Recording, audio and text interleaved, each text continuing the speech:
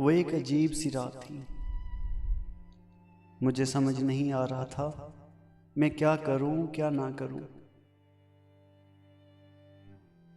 शादी की पहली रात थी और दुल्हन बनी बैठी मेरी बीवी ने कहा, खबरदार मुझे हाथ मत लगाना, मैं किसी और से मोहब्बत करती हूँ। ये ज़बरदस्ती की शादी हुई है और याद रखो, तुम कुछ भी कर लो मेरी मोहब्बत हासिल नहीं कर पाओगे, ना मैं तुम्हें चाहूंगी। उसकी आंखों में आंसू थे। मैं हैरान परेशान पागलों की तरह उसे देखने लगा और सोचने लगा ये क्या हो गया। जब कुछ समझ न आया तो उठा, वज़ू किया और नमाज के लिए चला गया और अपने अल्लाह से जिक्र किया कि या रब्बा, ये कैसा इम्तिहान है। मुझे डर था, बहुत ज़्यादा डर, माशरे का डर, ख़ानदान वालों का डर।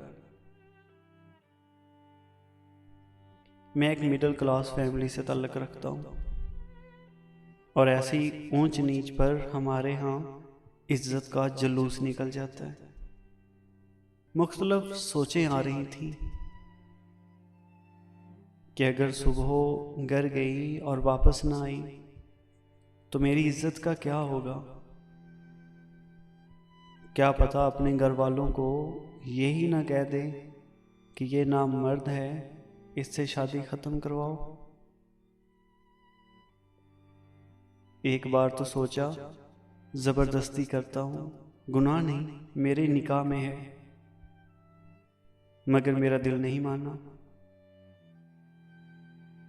मैंने उससे बात करना चाही, मगर मुझे गवारा ना हुआ कि मैं इस औरत से बात करूं, मिन्नत करूं, जिसने मुझे यूं ठुकरा दिया। अल्लाह ताला से शिकवे शिकायतें करता करता सो गया। अगर उसे किसी और से मोहब्बत थी तो निकाह के लिए हाँ ही क्यों करती, या मुझे ही बता देती, मैं खुद इस रिश्ते को ख़त्म कर देता, बात शादी तक बढ़ती ही ना। मेरी ज़िंदगी बर्बाद तो ना होती।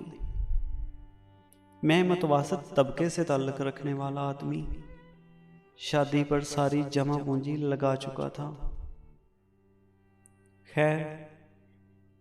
खैर सुबह वो अपने घर चली गई। कोई बात नहीं हुई 3 दिन तक, कोई हलचल नहीं हुई। 3 दिन बाद उसकी अम्मी की कॉल आई कि बेटा तुम आए नहीं अपनी दुल्हन को लेने। तो मैं लेने चला गया। मैंने वहां भी कोई बात नहीं की। हम वापस घर आ गए। मेरी बीवी मेरे सामने तो नहीं, अलबत्ता बाहर जाकर या घर की छत पर जाकर हर रात फोन पर किसी से बातें करती थी।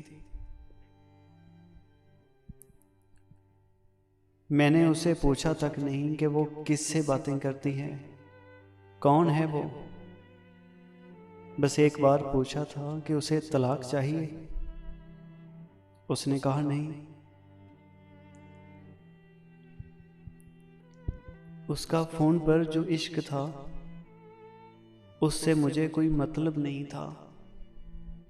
5 माह ऐसे ही गुजर गए।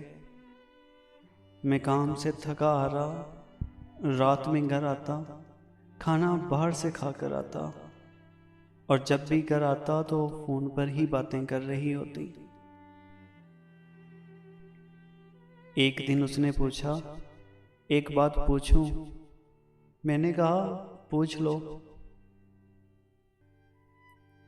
उसने कहा क्या आपको मुझे देखकर तलब नहीं होती? मैंने कहा शादी से पहले भी तो कंट्रोल ही था, तो तुम्हें क्या लगता है कि अब नहीं हो सकेगा? मगर उस रात बात कुछ और थी। मैं सोया हुआ था कि मेरे मोबाइल की घंटी बजी। फ़ोन मेरे दोस्त का था। उसने मुझे ये बताया कि तुम्हारी बीवी किसी और मर्द के साथ फलां होटल पर बैठी है। मुझे पहले तो यकीन ना आया, लेकिन जब अपनी बीवी को घर ना पाया तो हद गुस्सा आया। इतना कि मुझे अपना दिमाग फटता हुआ महसूस हुआ। मैंने उसकी इज्जत रखी, किसी को कुछ ना बताया, पर उसने मेरी इज्जत ना रखी। मैं होटल की तरफ चल दिया, खुद को पुरसुकून रखा। वहां उसको किसी गैर मर्द के साथ बैठा देखा तो आवाज दी और कहा, चलो घर चलो। वो चुपचाप घर आ गई। घर लाकर इंतहाई जोरदार थप्पड़ मारा। मेरी उंगलियां उसके मुंह पर छप गईं।